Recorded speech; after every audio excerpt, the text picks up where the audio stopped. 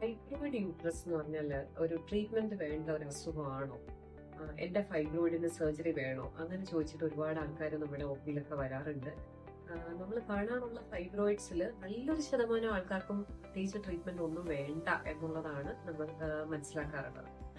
കാര്യം എന്താണെന്ന് വെച്ചാൽ ഫൈബ്രോയിഡ്സിന് നമ്മൾ ട്രീറ്റ്മെന്റ് വേണോ എന്ന് ഡിസൈഡ് ചെയ്യുന്നത് മെയിൻലി അതിന്റെ സിംറ്റംസ് വെച്ചിട്ടാണ്. ഫൈബ്രോയിഡ് കാരണം അവർക്ക് ഹെവി ബ്ലീഡിംഗ് ഉണ്ടാവുന്നുണ്ടോ, സിവിയർ പെയിൻ ഉണ്ടാവുന്നുണ്ടോ, അങ്ങനെയൊക്കെയുള്ള വെച്ചിട്ട്. പിന്നെ ഫൈബ്രോയിഡിന്റെ position is very important. Fibroid ചെറിയ ഫൈബ്രോയിഡ് ആണെങ്കിലും ആ ഫൈബ്രോയിഡ് ഇരിക്കുന്നത് യൂട്രസിന്റെ ക്യാവിറ്റിക്ക് അകത്തേക്ക് പുഷ് ചെയ്ത് നിൽക്കുന്നതാണോ, അല്ലെങ്കിൽ ഫൈബ്രോയിഡ് പുറത്തേക്ക് തൂങ്ങിക്കിടന്നിട്ട് അത് ചുറ്റിയിട്ട് അതുകൊണ്ട് സിവിയർ പെയിൻ വരുന്നുണ്ടോ, അല്ലെങ്കിൽ എന്താ വളരെ വലിയ ഫൈബ്രോയിഡ് നമ്മൾ പറയുകയാണെങ്കിൽ ഒരു 8, 9, 10 സെന്റിമീറ്ററിലൊക്കെ കൂടുതലുള്ള ഫൈബ്രോയിഡ്സ്, അങ്ങനെയൊക്കെയുള്ള ഫൈബ്രോയിഡ്സ്, അല്ലെങ്കിൽ റാപ്പിഡ് ഗ്രോത്ത് ഉള്ള ഫൈബ്രോയിഡ്സ്, ഇങ്ങനെയൊക്കെയുള്ള ഫൈബ്രോയിഡ്സ് ആണെങ്കിൽ മാത്രമേ ഫൈബ്രോയിഡിന് ട്രീറ്റ്മെന്റ് ആവശ്യമായിട്ട് പറയാറുള്ളൂ. അല്ലെങ്കിൽ നമ്മൾ ജസ്റ്റ് വെയിറ്റ് ആൻഡ് വാച്ച് പോളിസിയാണ് ഫൈബ്രോയിഡിന് വേണ്ടി എടുക്കാറുള്ളത്. കാരണം അതൊരു വെറും ബിനൈൻ സ്വെല്ലിംഗ് ആണെന്നുള്ളത് കൊണ്ടാണ്. അതിനൊരു ക്യാൻസർ ആവാനുള്ള കപ്പാസിറ്റി ഒക്കെ വളരെ കുറവാണ്, എക്സ്ട്രീംലി റെയർ ആണ്.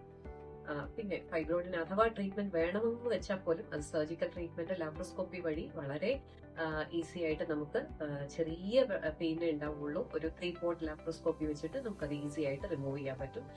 സർജറി മാത്രമല്ല, എംബോളൈസേഷൻ എന്ന് പറഞ്ഞൊരു വളരെ നൂതനമായ ഒരു ചികിത്സാ രീതിയും ഫൈബ്രോയിഡിന് വേണ്ടി ഇപ്പോൾ ഓഫർ ചെയ്യാറുണ്ട്. പക്ഷെ അതിന് സ്ട്രിക്ട് ക്രൈറ്റീരിയാസ് ഉണ്ടെന്ന് മാത്രം. അതൊരു ഡോക്ടറെ കണ്ടിട്ട്, ഗൈനക്കോളജിസ്റ്റിനെ കണ്ടിട്ട് അവരുടെ നിർദ്ദേശാനുസരണം വേണം ഏത് ട്രീറ്റ്മെന്റ് വേണം ഇതിനൊന്ന് ഡിസൈഡ് ചെയ്യാൻ.